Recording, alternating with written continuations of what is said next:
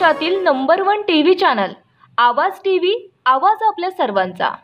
काय घटना घडली तुमच्यापर्यंत म्हणजे तुम्हाला माहित आहे आणि नेमके या घटनेची मागची कारण काय असतील?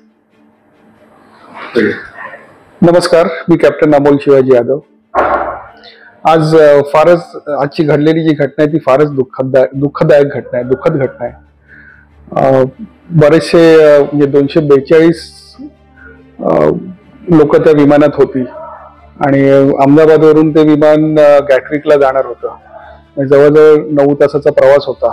9 तासाच्या प्रवासासाठी 787 विमानामध्ये ज्याची कॅपॅसिटी जवळपास 125 टन फ्यूल घ्यायची कॅपॅसिटी आहे। म्हणजे कमीत कमी 70 ते 80 हजार किलो एवढं इंधन त्या विमानामध्ये होतं आणि टेक ऑफ घेतल्या ते विमान दुर्घटनाग्रस्त झालेलं आहे आणि बऱ्याचशा लोकांचा प्राण ह्याच्यामध्ये गमावला गेला असेल। जमिनीवरचे सुद्धा बरेचसे लोक ह्याच्यामध्ये दगावले असतील। तर अशी ही फार दुःखद घटना आहे।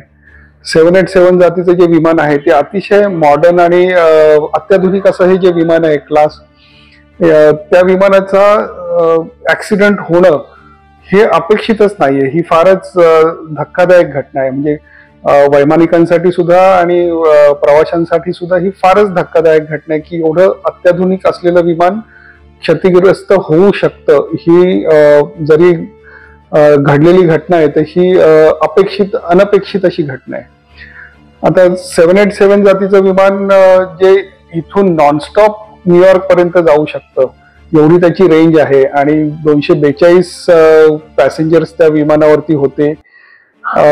एवढ्या जास्त लोकांना घेऊन जाणारे हे वाईड बॉडी विमान आज दुर्घटनाग्रस्त झालेलं आहे आणि त्याचं कारण जेव्हा मी व्हिडिओ बघतो तेव्हा मला असं वाटतं की विमान अतिशय कंट्रोल पद्धतीने खाली आलेलं आहे। ते विमान स्टॉल झालेलं नाहीये किंवा अनकंट्रोल पद्धतीने खाली नाही आलेलं, तर ते एक स्ट्रेट अँड लेवल विंग्स ठेवून गेलेलं आहे आणि खाली जाताना सुद्धा वैमानिकांनी त्याचे लँडिंग गिअर खाली ठेवले होते आणि विमानाचं नाक 2 वेळा म्हणजे पिचअप केलं, म्हणजे नाक थोडं वर केलं टेक ऑफ होऊन जेव्हा खाली जात होतं तेव्हा। म्हणजे वैमानिक शेवटपर्यंत त्या विमानाला फ्लाय करण्याचा प्रयत्न करत होते, परंतु ते विमान कंट्रोल होऊ शकलं नाही। ह्याचं कारण मला असं वाटतं की त्या विमानाची दोन्ही इंजिन्स फेल झाली होती आणि दोन्ही इंजिन्स फेल तेव्हाच होतात जेव्हा विमानाच्या इंजिन्सला फ्यूल मिळत नाही। नाहीतर एकावेळी नॉर्मली एकच इंजिन फेल होऊ शकतं। दोन्ही फेल एकाच वेळी होण्याचं कारण